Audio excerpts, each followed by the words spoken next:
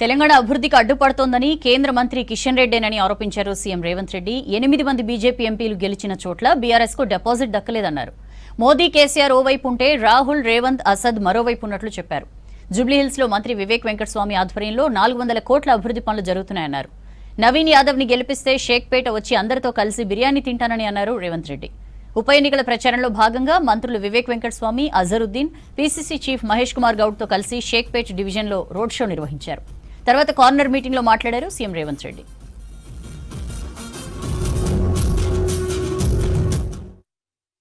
జూబ్లీహిల్స్ శాసనసభ నియోజకవర్గంలో మిత్రుడు వివేక్ వెంకటస్వామి గారు 3 నెలల్లో 400 కోట్ల రూపాయల నిధులు కేటాయించి ఈ రోజు పనులు జరుగుతున్నాయి. డబుల్ బెడ్రూమ్ ఇండ్లు ఇస్తా అని కేసీఆర్ మోసం చేస్తే నేను ఇవాళ ఈ వేదిక మీద నుంచి మాట ఇస్తున్నా. ఇందిరమ్మ ఇండ్లు 4000 ఇండ్లు మీకు కేటాయించి మీ భవిష్యత్తును తీర్చిదిద్దే బాధ్యత కాంగ్రెస్ పార్టీ తీసుకుంటది. ఇవాళ కిషన్ రెడ్డి గారు మాట్లాడారు.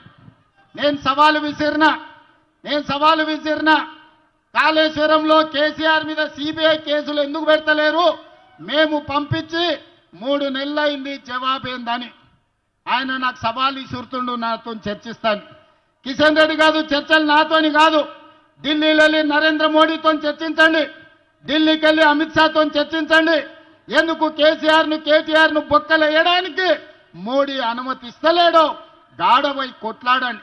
6 ఏళ్ల నుంచి నువ్వే మంత్రివే, మెట్రో రైలు ఎందుకు రాలేదు, గోదావరి జలాలకు నిధులు ఎందుకు ఇవ్వలేదు, మూసి అభివృద్ధి కోసం నిధులకు ఎందుకు అడ్డం పడుతున్నావు, RRR రింగ్ రోడ్డుకి ఎందుకు అడ్డం పడుతున్నావు, రేడియల్ రోడ్స్కి ఎందుకు అడ్డం పడుతున్నావు, హైదరాబాదు నగర ప్రజలకు చెప్పు.